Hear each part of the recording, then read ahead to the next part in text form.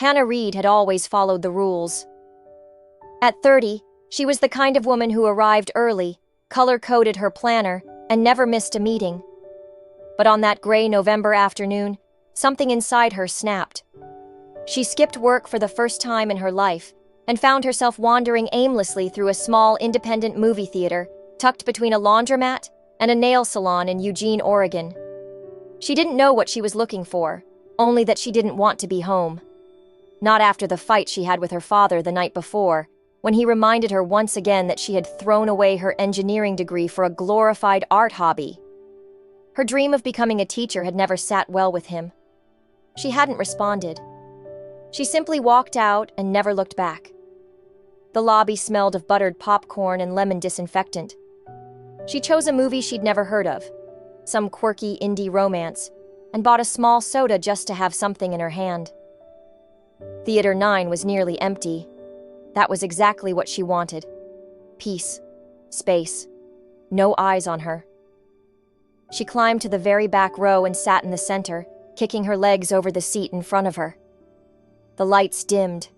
The previews began. And then someone slid into the seat right beside her. Hannah turned her head, just slightly. The woman didn't look her way. She had long dark hair that curled softly around her shoulders, and her eyes were fixed on the screen with a calm intensity. She smelled faintly of citrus and something deeper, jasmine or amber maybe.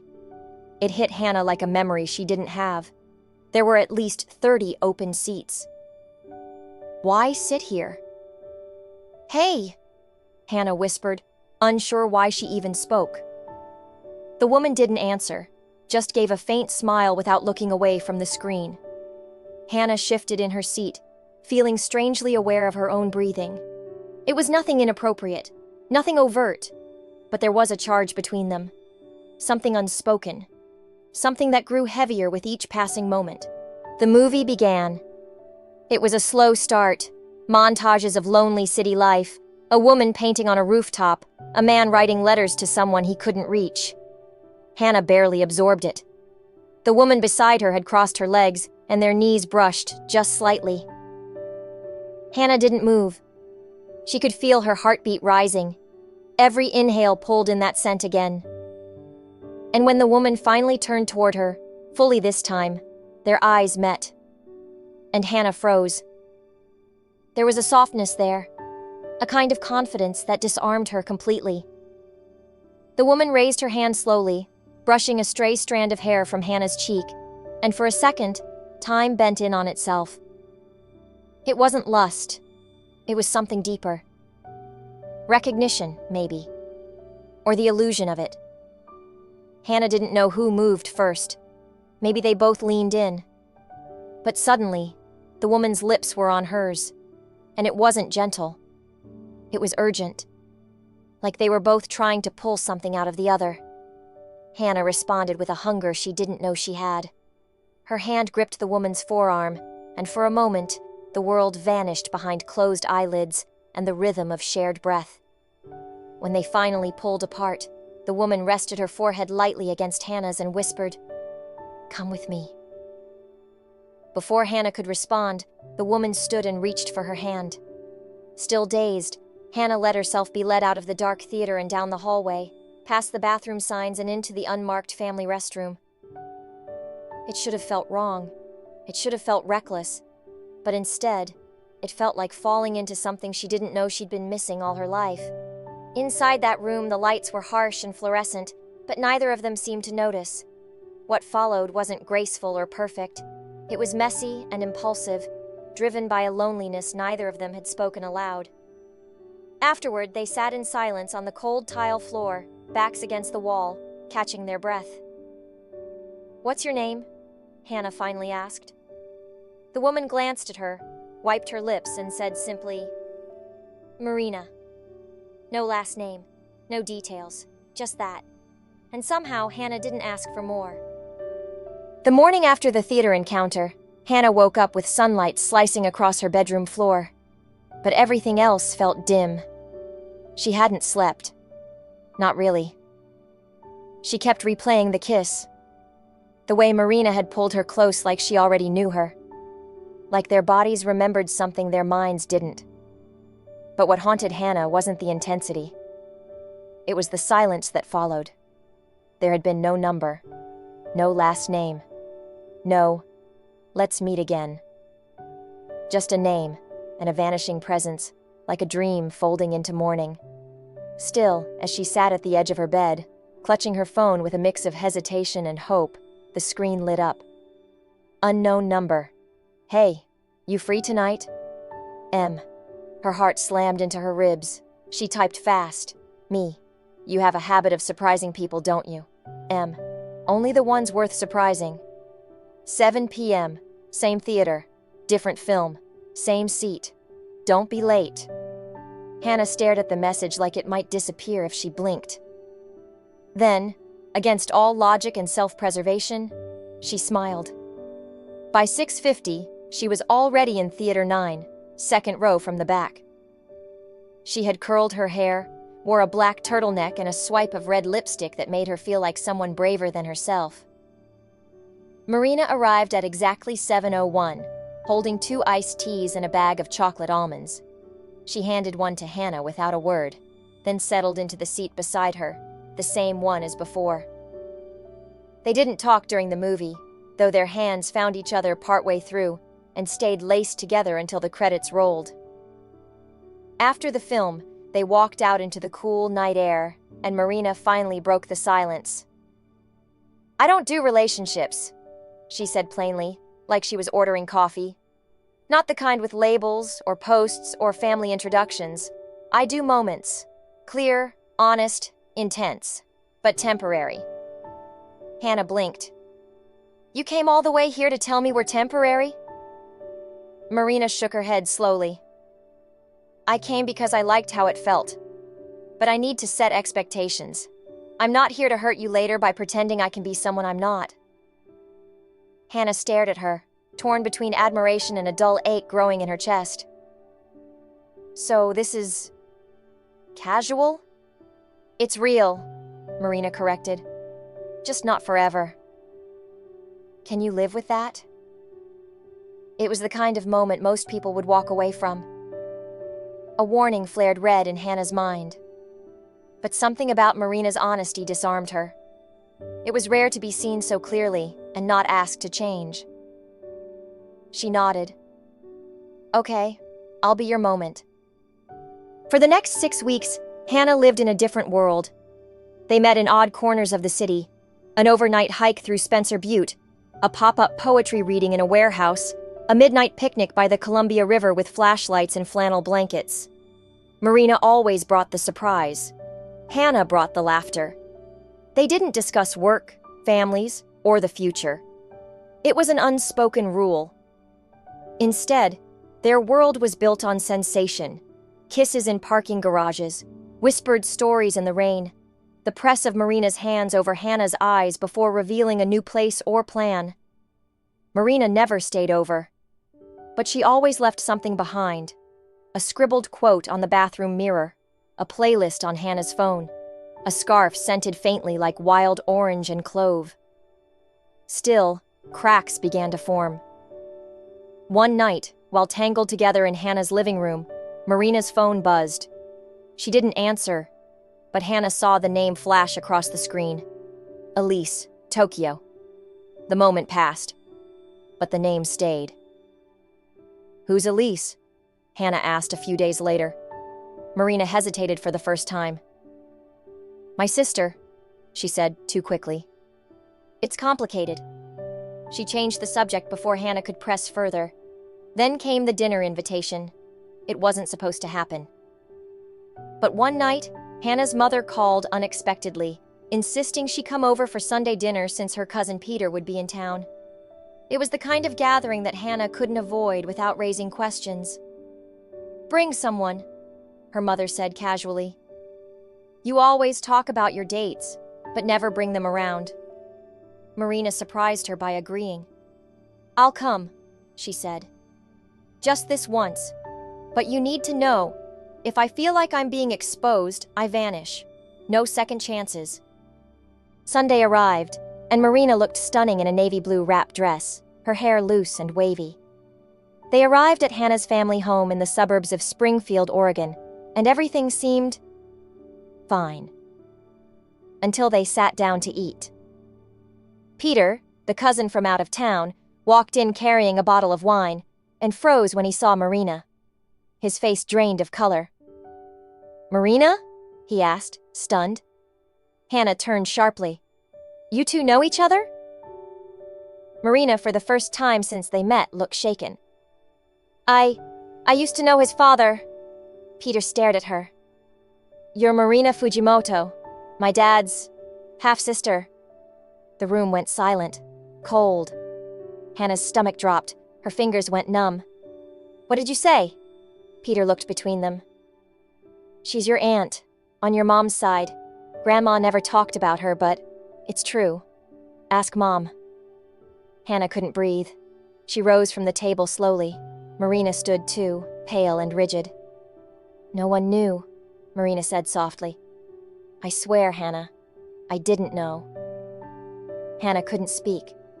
She just walked out the door and into the dark, quiet street, her heart unraveling with every step. The drive back to her apartment was a blur. Hannah's hands trembled on the steering wheel. Her throat burned from holding in the scream that had swelled the moment the word aunt left Peter's mouth. The quiet Oregon streets passed in streaks of red and gold, but inside her chest was chaos. When she finally pulled into her apartment lot, she sat motionless. For the first time in years, she didn't know how to name what she felt. Rage? Shame? Disgust? No single word fit. She had kissed Marina, slept with her, loved her, even if she hadn't admitted it out loud. And now she was expected to rewrite every memory with the knowledge that they shared blood. She slammed her car door and stumbled into the apartment, ripping off her coat and collapsing on the living room floor. The hardwood was cold against her cheek. She wanted it to numb her. 10 minutes passed, then 20. Then a knock at the door. She didn't move. "Hannah," came Marina's voice, low and fragile. "Please." She stood and opened the door slowly. Marina's face was pale, her eyes swollen. She stepped inside but kept her distance. "I didn't know," Marina said softly. "Your mother, Mildred. She was a sister I barely knew. My mother never talked about her. I found out I had family here only recently. That's why I came to Oregon in the first place. But I never thought, never imagined." Her voice cracked, and she sat on the edge of the couch like someone who didn't know if they were still welcome. "I believe you," Hannah said flatly. "But that doesn't change what's happened." "No," Marina whispered. "It doesn't." Silence fell between them, thick and choking. "How long have you known?" Hannah asked. "About my family here? A few months? I was planning to reach out to your mom eventually, but I kept putting it off. I didn't know who I was ready to be here. I've always been the outsider." Hannah leaned against the wall, arms crossed tightly. "We slept together." "I know," Marina whispered, tears threatening. "And it was never a game to me. Do you know how broken that makes me feel?" Hannah's voice shook now. "Like my heart was fed a lie wrapped in velvet. You were the one place I felt safe, away from my father, my job, everything. And now, I feel like I've been branded by something I can never scrub off." Marina stood. "Then let me carry it. Don't carry it alone." But Hannah stepped back. "You have to go." Marina nodded, her lips trembling. "I'm sorry, Hannah. I'm so sorry." She left without another word. The days that followed passed in fragments. Hannah called in sick to work. She ignored texts from friends. She didn't tell her mother anything, and when her mom casually mentioned Marina's name in passing, as if it were just a coincidence, Hannah shut the conversation down and made up an excuse to hang up. She avoided everything, until the guilt started to rot. On a Thursday afternoon, she drove to the coast. Cannon Beach had always been a sanctuary. Gray skies, crashing waves, and that endless line of sea that made everything feel smaller. She stood barefoot in the wet sand, wind whipping through her coat, and let the cold bite her skin. She thought of the first night they met. She thought of the playlist Marina had left on her phone, still there, untouched. She thought of how Marina had never lied, only withheld what she didn't yet understand. Was it worse to know the truth, or to keep pretending it had never happened? She didn't know. She just knew she missed her. That evening, she wrote a letter. Not to send, not to keep, just to get the words out of her chest and somewhere safe. Marina, I don't hate you. I hate the universe for being so cruel. I hate that we didn't know. I hate that now we can't unknow it. You were a spark in the dark. You made the world feel possible again. I don't regret what we shared. I regret that it has to end. I hope you find peace, and family, and someone you can hold without fear. I'll be okay. I promise. Hannah. She folded the letter and burned it in her kitchen sink. Watched the paper curl and vanish into ash. It wasn't closure, but it was a beginning. 2 weeks later, her mother mentioned offhandedly that Marina left town again. Said she had things to settle. Maybe Tokyo. Hannah didn't react, but something inside her cracked, just slightly. Marina had never belonged to her, and now she was only a memory, one wrapped in salt water, smoke, and a kind of ache that didn't quite fade, only changed shape. Still, Hannah began to rise again. She cleaned her apartment, went back to work, ate real food. One evening, she picked up a flyer at a bookstore.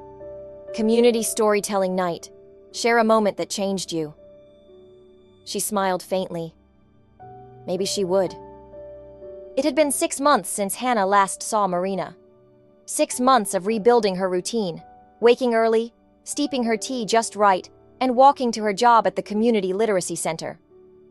She smiled more, even laughed in the break room, but those who knew her best noticed a certain softness had left her eyes, like something once open had quietly shut. She never spoke about Marina, not once. Not to coworkers, not to her therapist, not even to herself, really. It was easier to pretend she'd dreamed it.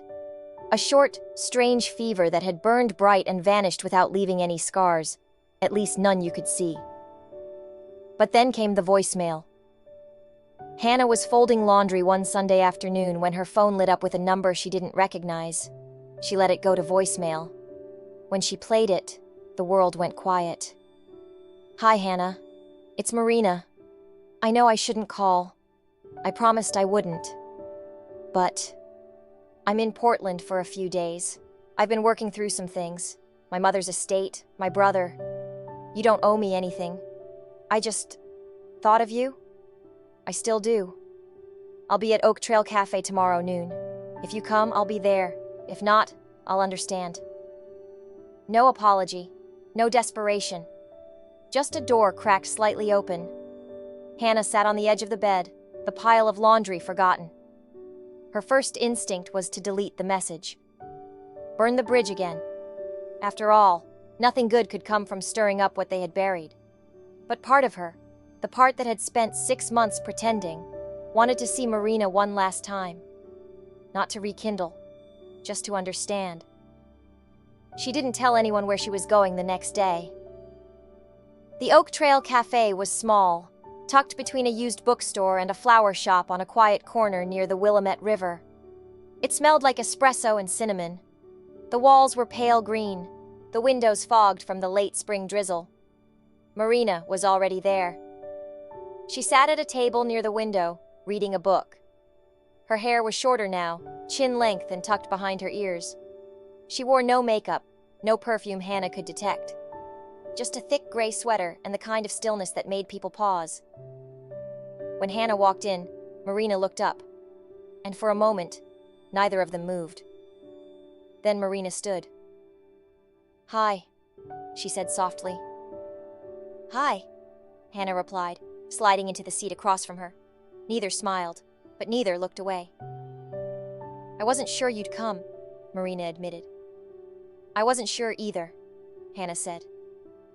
A long silence stretched between them, but it wasn't hostile, just fragile. "I'm sorry," Marina said finally. "Not just for what happened, but for how I left. I thought disappearing would make it easier, but all it did was make it quieter." Hannah exhaled slowly.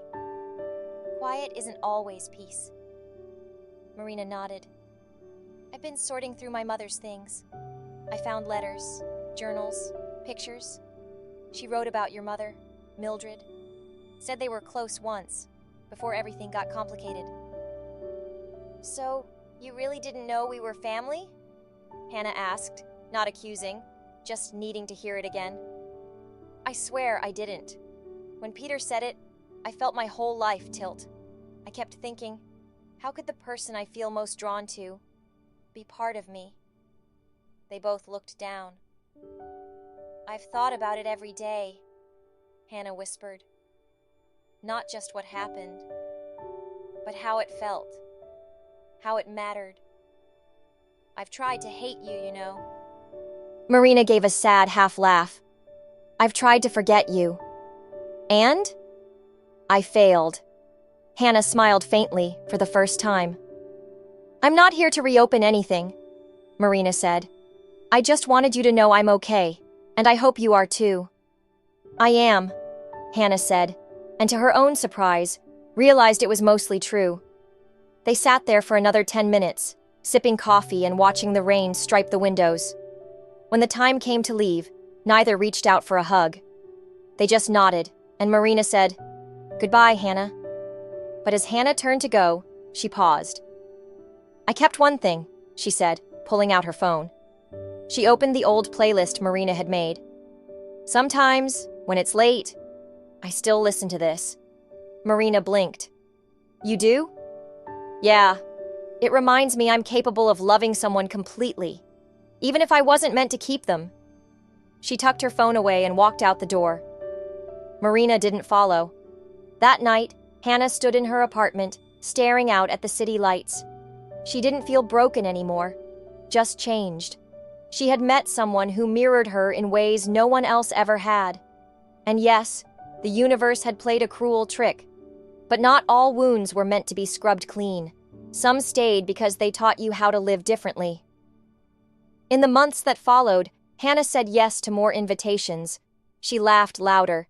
She even started dating again, slowly, cautiously, but with honesty she hadn't known how to give before. She didn't hide parts of herself anymore, not even the messy ones. She had learned the most painful lesson of all. You can love someone deeply and still have to let them go. Not because it wasn't real, but because real doesn't always mean right. It had been nearly a year since that rainy afternoon at the Oak Trail Cafe. In the world's eyes, Hannah Reed had moved on. She was now the assistant director at the local literacy nonprofit, respected by colleagues, invited to conferences, featured in an article titled, "Women Who Lead with Heart." Her small studio apartment in Eugene had turned into a cozy haven. Sunlight pouring across wooden floors, shelves lined with secondhand poetry, warm lamps, and the soft scent of eucalyptus drifting from a diffuser she swore she didn't need, but now loved.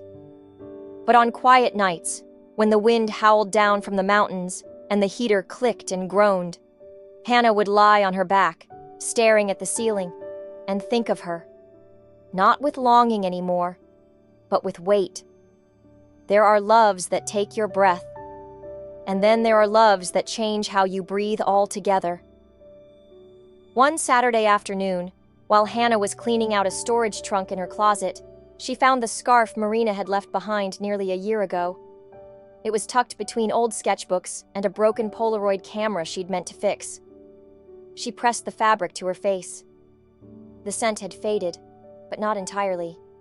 She held it for a moment longer, then folded it carefully and placed it in a wooden keepsake box beneath her bed.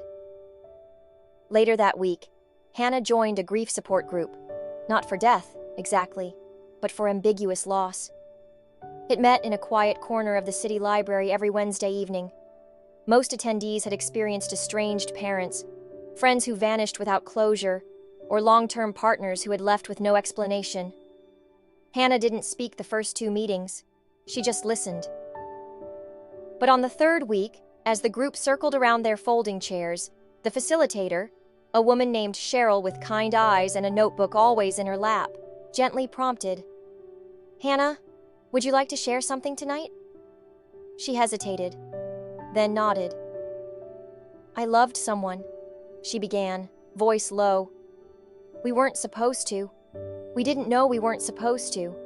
And by the time we found out, it was too late to undo how much we meant to each other." The room was still. "I've rebuilt my life," Hannah continued. "I'm proud of who I am. I've forgiven myself. I've even forgiven her. But some nights, the weight of what we had and what we lost, it still sits in my chest like wet stones." A woman across from her wiped a tear from her cheek. Cheryl smiled gently. "That kind of love doesn't disappear. It reshapes us. Not every wound has to be visible to be valid." For the first time, Hannah let herself feel all of it, without shame. In the spring, Hannah was invited to speak at a conference on empathy in education. It was held in Portland at a mid-sized university auditorium. After her presentation, she was approached by a professor named Rachel Myers, who had kind eyes and a voice that sounded like slow jazz. They exchanged cards, then emails, then coffee. Rachel was nothing like Marina. She was grounded, gentle, and soft-spoken. She listened without interruption. She laughed like she meant it. There were no grand, sweeping declarations. No nights tangled in mystery. Just slow Sundays, bookstores, and early dinners with a quiet kind of peace Hannah hadn't known she needed. Still, when Rachel reached for her hand the first time, Hannah froze. "Are you okay?" Rachel asked gently. "I'm trying to be," Hannah replied, honest. Rachel didn't let go. She waited, and Hannah leaned in. By the end of the summer, they were officially dating. It wasn't fairy tale fireworks. It was more like planting a garden and waking up to see something growing, day by day. No rush, no storm, just steady, kind roots. Hannah still didn't talk about Marina, not at first. But one night, while they were cooking dinner together, Rachel asked, "Have you ever been in love before?" Hannah looked up, startled. "Yes," she answered truthfully. Rachel smiled. "Do you want to tell me about her?" Hannah paused, then nodded. She told Rachel the story, not the scandal, not the taboo, but the connection, the discovery, the heartbreak, and the strength that followed. She told it without drama, without shame, just as something that happened, something that mattered. When she finished, Rachel reached over and gently tucked Hannah's hair behind her ear. "Thank you," she whispered, "for trusting me with that." Hannah never tried to forget Marina again. She didn't have to. Because forgetting isn't healing. Carrying something with grace, that's healing.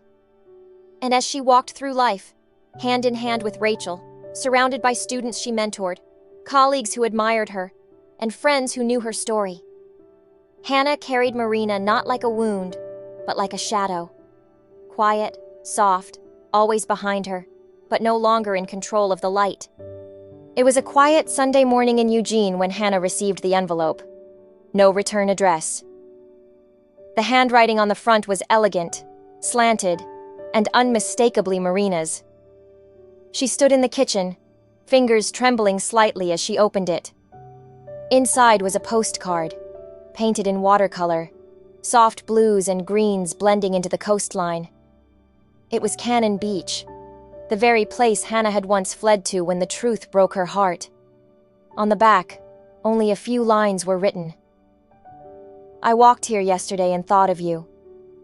Thank you for showing me what love can look like, even when it ends. M." No signature, no phone number, just the message, and a timestamp in the corner from Japan. Hannah sat down slowly, holding the card to her chest. She didn't cry. Instead, she smiled, small and quiet, the kind that blooms not from happiness, but from peace. Later that week, she shared the postcard at her final session with the grief support group. She read the message aloud, and the room fell silent in that sacred way people fall silent when they understand, without needing to say anything. "She was a chapter I never thought I'd live through," Hannah said, her voice steady. "But I did, and now she's a story I carry, not a weight I drag." 2 years later, Hannah stood at the front of a small gathering in the same library room where her grief once unraveled her. Only now, she wasn't attending the group. She was leading it. She had created a new series, Love That Ends, Holding On Without Holding Back. It was for people with losses that didn't fit the usual mold, people like her. She spoke not with sorrow, but with clarity. "I used to believe that love had to last forever to be real," she told the group. "But some of the most beautiful love I've ever known came and went like a season. What matters isn't how long it lasted, but how deeply it changed you." Behind her on a corkboard was a photo collage of quiet places. Ocean waves, handwritten poems, forgotten park benches.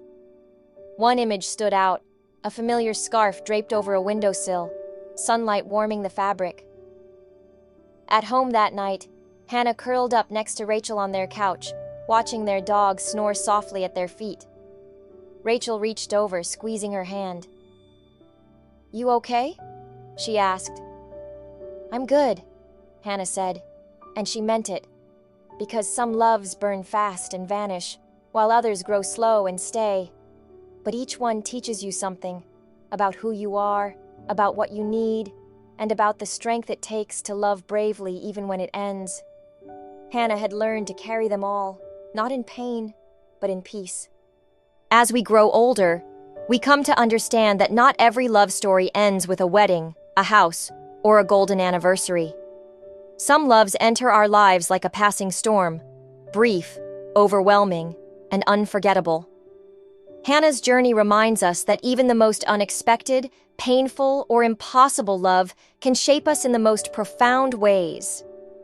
What matters isn't whether a relationship lasted forever. What matters is how it changed you, what it taught you, and whether you learned to keep living after the loss. Healing doesn't always come by forgetting, but by honoring the memory, setting it down gently, and moving forward with grace. For those who have loved and lost, this story offers quiet comfort. You are not broken because something ended. You are whole because you survived it and grew. And sometimes, letting go is not the end of love. It's the beginning of peace.